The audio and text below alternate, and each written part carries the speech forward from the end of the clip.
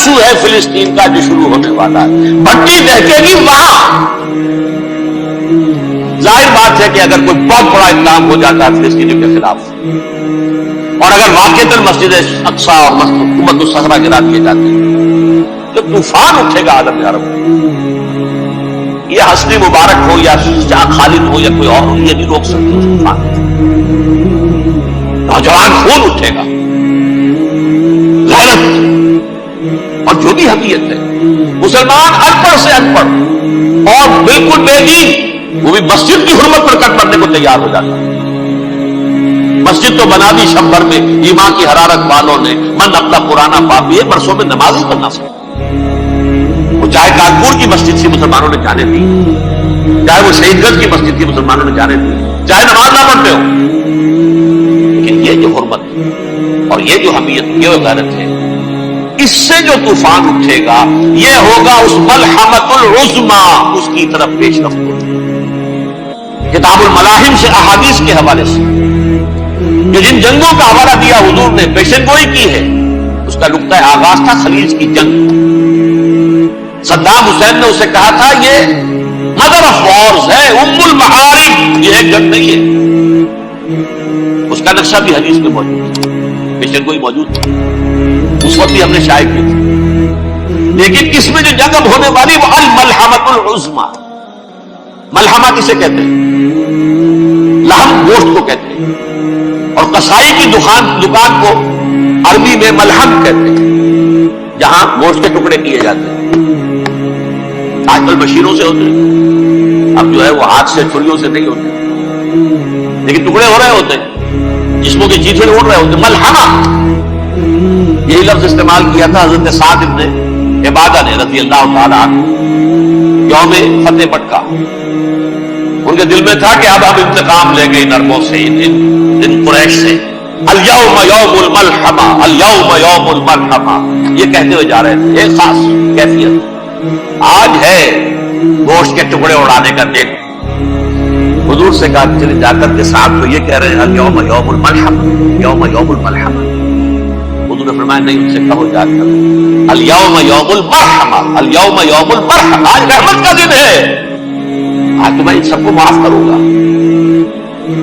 لا تثریب علیکم اليوم، میں تم سے وہی بات کہہ رہا ہوں جو میرے بھائی یوسف نے کہی تھی اپنے بھائیوں سے. اذهبوا فانتم الطلقاء، جاؤ تم سب کے سب آتا. وہ ملحمہ ہے جس کو کہ حضور نے حضرت معاذ بن جبل رضی اللہ تعالیٰ عنہ سے روایت ہے، اس میں سے جو ابو داؤد میں روایت آئی ہے اس میں الملحمۃ العظما، عظما مؤنث ہے اعظم کا. آپ کہتے ہیں جنگ عظیم اول، جنگ عظیم دو. عظیم کا بات ہو گیا اعظم، سب سے بڑا، اور اس کا مؤنث ہے سب سے بڑی، عظما. الملحمۃ العظما، سب سے بڑی لڑائی. میرے نزدیک یہ وار کے معنی میں نہیں، بیٹل کے معنی میں. انگریزی میں یہ دو لفظ علیحدہ ہے، وار، بیٹل. وار سالوں کو محیط ہوتی ہے، بیٹل کسی ایک خاص جگہ پر جو لڑائی ہوتی ہے اس کو کہتے ہیں. حضور کے اور قریش کے درمیان 6 سالہ وار تھی، جنگ تھی. لیکن battles, battle of Uhud, battle of Badr, یہ بیٹلز تھی، لڑائیاں تھی. تو عظیم ترین جنگ شاید اس اعتبار سے نہ ہو جیسے کہ ورلڈ وار 1 اور ورلڈ وار 2، یعنی اس کی وسعت کا اتنا معاملہ نہیں اور طوالت کا نہیں. لیکن جو لڑائی جو ہے بیٹل ہونی ہے، جس کو کہ یہ لوگ، یا جو کہ میں نے کہا تھا شروع میں کہ سرما ہے میری آنکھ کا خاک حجاز و ہول قدس، نیو ٹیسٹمنٹ کی آخری کتاب ہے the book of revelation, revelation of saint John. اس میں آرمگڈون کہا گیا ہے. ہر مجدون یہ عبرانی لفظ ہے، ہر کہتے ہیں اونچی جگہ کو، سطح مرتفع. مجدون میگیڈو، میگیڈو ایک وادی ہے، مرتفع، وادی مرتفع. یہ ہے واقع لبنان، اسرائیل اور شام کے درمیان جو ٹکڑا، جو ٹرائنگل بنتی ہے، یہ ہے یہاں پر بڑی جنگ لڑی جائے. اور یہ جنگ صلیب ہوگی جو کہا ہے بش نے، یہ جنگ صلیب. سیکنڈ ملینیم شروع ہوئی تھی تو پہلی صلیبی جنگ ہوئی تھی، تھرڈ ملینیم شروع ہوا ہے یہ سیکنڈ صلیبی جنگ، یہ کروسیڈ. اور میں اس مرتبہ امریکہ گیا تھا تو پہلی مرتبہ مجھے وہاں ایک رسالہ ملا ٹرمپٹ نام کا. یہ امریکہ کے جو بہت ایکسٹریمسٹ قسم کے پروٹیسٹنٹس، یہ ان کا رسالہ ہے. اور ان کے بارے میں اب کہا جا رہا ہے وہ کرسچین زائنسٹ ہیں. آپ شاید پہلی مرتبہ یہ لفظ سن رہے ہو. زائنسٹ کون سمجھتے ہیں؟ یہودیوں کو.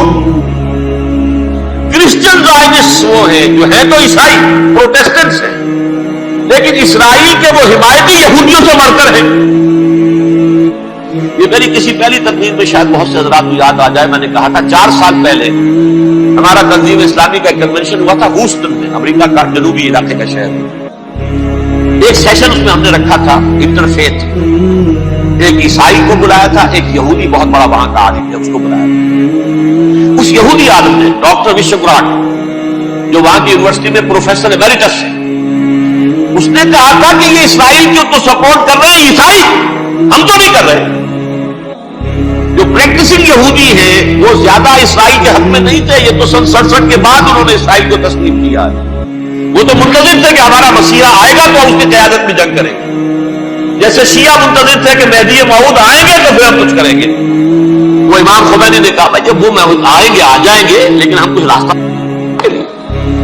زائنسٹ نے آگے بڑھ کر ریاست قائم کر لی، اور جب یروشلم پر بھی پورا قبضہ کر لیا تب جو ہے در حقیقت مذہبی یہودی جو ہے پھر انہوں نے اپنایا ہے، اون کیا ہے. اور نئے سیٹلمنٹ جو بھی بنے ہیں وہاں پر اسرائیل میں، اس میں اکثر و بیشتر مذہبی یہودی آئے اور بروکلن کے علاقے سے سب سے بڑھ کر آئے ہیں، جو امریکہ میں نیو یارک کا ایک جنوبی علاقہ ہے، بہت بڑا یہودیوں کا بہت بڑا گڑھ ہے. نیو یارک کو جیو یارک بھی کہا جاتا ہے، وہ تو اصل میں مرکز جو ہے وہ تو یہودیوں کا ہے. اس حوالے سے وہاں پر جو کرسچن زائنسٹ کہلاتے ہیں وہ اسرائیل کے یہودیوں سے بھی بڑھ کر کہیں سپورٹ کرتے ہیں. بہرحال اس دوسری صلیبی جنگ کا معاملہ جو میں کہہ رہا تھا، ٹرمپٹ نامی رسالہ، اس کا ایک مضمون ہے دی لاسٹ کروسیڈ. اب یہ آخری کروسیڈ ہے جو شروع ہونے والا ہے. میں تو حیران ہوں اس قدر کھل کے وہ باتیں کرتے ہیں. رومن کیتھولکس کو وہ کہتے ہیں کہ یہ شیطان ہے، یہ پوپ شیطان ہے. یہ یورپ کو اس نے جمع کیا ہے کرسچینٹی کی بنیاد پر، اور اس میں زیادہ تر کیتھولکس ہیں. آپ کو معلوم ہے برطانیہ بڑی مشکل سے شامل ہوا ان کے ساتھ، اس لیے کہ وہ پروٹیسٹنٹ کا سردار تھا، ابھی پوری طرح نہیں ہے. یورپ جو ہے وہ رومن امپائر دوبارہ یہ کھڑی کر رہا ہے، اور در حقیقت یہ جو ہے یہودیوں سے بھی چھیننا چاہتے ہیں اسرائیل کو اور فلسطین کو، اور مسلمانوں سے بھی. اور یہ وہی کروسیڈ جو تھے اربن ثانی کے، اس کی تیاری کر رہے ہیں تاکہ وہاں پر عیسائی حکومت قائم ہو جائے، کیتھولکس کی پوپ کی حکومت قائم ہو جائے، جیسے ایسٹ تیمور میں کر دی. ایسٹ تیمور میں کون سی حکومت بنی؟ Roman Catholic. رومن کیتھولک اسرائیل میں بنے، تاکہ یہ سارے مقامات مقدسہ جہاں اسرائیل پیدا ہوئے، بیت الحضرت مسیح پیدا ہوا، بیت اللہ کہاں ہے؟ وہی ہے کہ نہیں؟ جہاں سے ریزریکشن ہوا ان کے خیال میں وہ کہاں ہے؟ وہیں پر ہے کہ نہیں؟ بڑے بڑے گرجے ان کے وہی ہیں. اس اعتبار سے ان کا کہنا یہ ہے یہ لاسٹ کروسیڈ کی تیاری ہو رہی ہے، یہ کیفور. اور ان کا کہنا یہ ہے کہ یہ پوری طاقت نیٹو کی جو ہے، یہ پہلے جرمنی سے لائی گئی بوسنیا، انہوں نے خود وہاں جنگ کروائی، انہوں نے خود وہاں پر ایتھنک کلینسنگ کروائی، پھر خود مصالحت کے لیے آ گئے، پھر کوسوو میں انہوں نے خود آگ بھڑکائی. یہ میں نہیں کہہ رہا، یہ وہ ٹرمپٹ رسالہ امریکہ سے چھپنے والا پروٹیسٹنٹس کا رسالہ ہے جو کہہ رہا ہے. پھر انہوں نے کوسوو کے اندر کروایا، اور پھر وہ وہاں پر پیس فورس کی حیثیت سے آ گئے. اب وہ میسیڈونیا میں کروا رہے ہیں اور وہاں داخل ہو گئے ہیں. اگلا قدم ان کا سائپرس ہوگا، سائپرس میں ترکوں کو اور وہ گریکس کو لڑائیں گے اور وہاں آ جائیں گے، وہاں سے ایک چھلانگ لگائیں گے اور یہ فلسطین میں پہنچیں. اور یہ وہاں پر ایک رومن امپائر، اپنی پرانی رومن امپائر کی طرح کی رومن کیتھولک ریاست قائم کرنا چاہیے. تو وہاں امریکہ کے عیسائیوں میں بھی کوئی ایک طبقہ نہیں، کیتھولکس بھی ہے. کیتھولکس زیادہ نہیں ہے ہمدرد، لیکن اب تابع ہو چکے. اسحاق رابین نے جب یہ پیس ٹاک شروع ہوئی تھی، آپ کو یاد ہوگا شاید کہ جب وہ آیا تھا واشنگٹن سے واپس فلسطین اسرائیل، تو پہلے روم میں رکا for an audience with the Pope, اور پوپ کو اس نے ایک مرتبان سا پیش کیا تھا، حضرت سلیمان علیہ السلام کے زمانے کا مرتبان، اور کہا تھا دیکھیے 3000 برس تک ہم نے اس کی حفاظت کی، اب یہ میں آپ کے حوالے کر رہا ہوں. اس کے بعد سے پوپ جو ہے بالکل رام ہو گیا، اور وہ عیسائیوں کے ساتھ اور یہودیوں کے ساتھ ان کا پورا معاہدہ. اب پورا عیسائی ورلڈ جو ہے ویسے تو مجموعی یہودیوں کی شکل میں، البتہ ان کے اندر بھی جھگڑے ہیں. جو جو وہاں پر وائٹ کرسچن ملیشیاز ہیں وہ ایکسٹریمسٹ ہیں کیتھولکس. ان کے نزدیک دشمن نمبر 1 یہودی، دشمن نمبر 2 مسلمان، دشمن نمبر 3 جو یورپ میں کالے ہیں، ایفرو امریکن، چاہے وہ عیسائی ہو گئے ہوں، کوئی بھی ہو. یہ 3 دشمن ہیں جن سے انہوں نے کلینز کرنا ہے، صاف کرنا ہے ان کے خیال کے مطابق امریکہ کی سوسائٹی. اولا یہود، پھر مسلمان، اور پھر یہ جو کالے. لیکن دوسری طرف پروٹیسٹنٹس کے اندر ایکسٹریمسٹ وہ ہیں جنہیں کہا جا رہا ہے یہ کرسچین زائونسٹ ہیں، یہ اسرائیل سے بڑھ کر سپورٹرز. بہرحال یہ اب جنگ ہوگی، اس کا نتیجہ کیا نکلے گا یہ تو اللہ ہی جانتا ہے. اب میں آخری بات کی طرف آ رہا ہوں. آخری نتیجہ تو جو بھی کچھ اپس اینڈ ڈاؤنز آئیں گے تلک الایام نداولها بین الناس. آخری نتیجہ ٹاپ سین وہ یہ ہوگا کہ اللہ کے دین کا بول بالا ہوگا اور پوری دنیا پر محمد کے لائے ہوئے دین صلی اللہ علیہ وسلم کی حکومت قائم ہوگی. وہ گویا قیامت کی تمہید ہوگی، اس کے بعد بس قیامت آئے گی. کیونکہ مقصد کائنات، تخلیق کائنات پورا ہو جائے. پوری مخلوقات کے اندر مقصد تخلیق، کلائمیکس آف کریشن محمد الرسول اللہ صلی اللہ علیہ وسلم. دین کی تکمیل محمد الرسول اللہ صلی اللہ علیہ وسلم. اور اس خلافت عرضی کے لیے جو حضرت آدم کو خلافت دی گئی تھی، جب اس میں وہ خلافت پوری دنیا پر قائم ہو جائے گی اس کا مقصد پورا ہو جائے گا. And that will be the beginning of the end. اس کے بعد قیامت. آخری نتیجہ تو یہ نکلنا ہے. اس سے پہلے سزائیں ہمیں بھی مل رہی ہیں. اور یہاں میں کانٹے کی بات جو چھوڑ گیا تھا اس کو بیان کر دوں. اللہ نے اس مغضوب علیہ قوم کو، اس ملعون قوم کو کیوں اب تک چھوٹ دیا؟ میں بتا چکا ہوں یہ بڑے عذاب کے مستحق ہو چکے تھے حضرت عیسیٰ علیہ السلام کے زمانے میں. چھوٹتی ہے ابھی تک ہے، بلکہ ایک مرتبہ ابھارا ہے. 1900 برس کے بعد ابھرے ہیں یہ. بالفور ڈیکلریشن 1917 سن 70 عیسوی کے بعد، تقریباً 1900 برس، 1850 برس تو ہے کم سے کم. پھر creation of Israel 1948، 1967 extension of Israel, یروشلم پر قبضہ. یہ سارا جو ہے کیوں ہے؟ اللہ تعالیٰ اس خیر امت محمد صلی اللہ علیہ وسلم اس کے بہترین حصے کو سزا ان ملعونوں کے ہاتھوں میں. کیوں؟ جو جرم انہوں نے کیا تھا وہی ہم نے. انہوں نے اللہ کی کتاب کو پیٹ کے پیچھے پھینکا. نبذ فریق من الذین اوتوا الکتاب کتاب اللہ وراء ظہورہم. ہم نے اپنی پیٹھوں کو پیچھے پھینکا.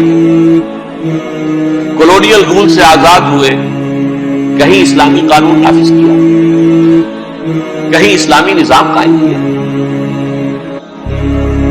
تو جو جرم ان کا تھا وہی ہمارا. اور ہم خیر امت ہیں، اور ہمارے میں سے خیر کریم عرب ہے. ان پر اللہ کا فضل، ان کی مادری زبان میں اللہ کی کتاب موجود. پھر انہوں نے اللہ کے دین کو پھیر دکھائی. جو ملک آزاد ہوا کولونیل رول سے، یا اس نے قبلہ کر لیا اپنا ماسکو کی طرف، یا کر لیا واشنگٹن. کسی نے مکے کو قبلہ بنایا. بدترین سزا، ویل للعرب من شر قد اقترب. اور ترمذی شریف میں تو یہاں تک روایت ہے من اقتراب الساعۃ ہلاک العرب. قیامت کے قرب کی ایک نشانی یہ بھی ہوگی کہ عرب ہلاک ہو. ایک حدیث میں الفاظ آتے ہیں، حضور نے جب کہا یہ ہوگا یہ ہوگا یہ ہوگا، یہ بربادی آئے گی، تو کسی زوجہ محترمہ نام میں بھول رہا ہوں، انہوں نے پوچھا کہ عرب اس دن کہاں ہوں گے؟ فرمایا العرب یومئذ قلیل. آخری خاتمہ ہونا ہے یہود کا حضرت مسیح علیہ السلام کے ہاتھ میں. وہ عذاب جو 2000 برس تک ان سے ٹلا رہا وہ آئے گا، اور ان کے رسول ہی کے ہاتھوں آئے گا. لیکن اس سے پہلے مسلمانوں پر عذاب آنا. ہولوکاسٹ کے درجے کا عذاب آ رہا ہے۔